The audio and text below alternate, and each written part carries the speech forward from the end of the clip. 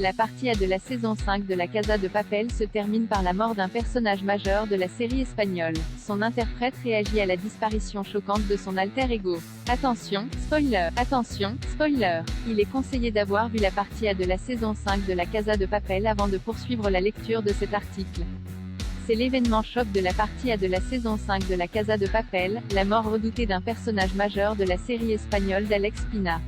Après avoir perdu Nairobi, Alba Flor, dans la saison 4, c'est désormais à Tokyo, Ursula Corbero, que les fans doivent pleurer. Avec cette grande galerie de personnages et les multiples dangers encourus, il était logique que la bande de braqueurs menée par le professeur, Alvaro Mort, subissent de lourdes pertes dans cette ultime saison. Et c'est dans le dernier épisode de la partie A de la saison 5 que Tokyo se sacrifie pour sauver sa bande. Blessé par balle et immobilisé, Tokyo reste dans une des pièces de la Banque d'Espagne et attend Gandia, José Manuel Boga, et ses hommes. Elle les repousse au maximum et tire à tout va afin que ses compagnons s'échappent et ce jusqu'à épuisement et jusqu'à ce que Gandia et son groupe n'arrivent à l'atteindre.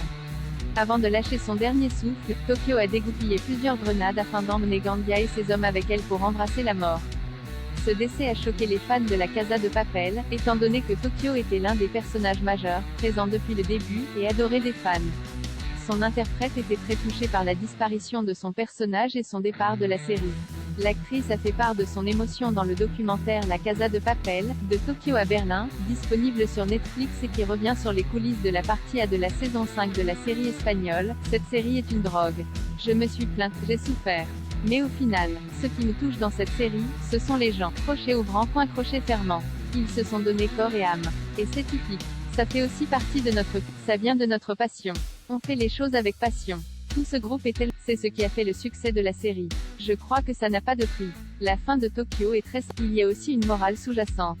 Profiter de la vie. Je trouve ça intéressant et ça se ressent dans l'épisode. Et c'est là qu'on voit toutes les vies dont elle a parlé s'assembler.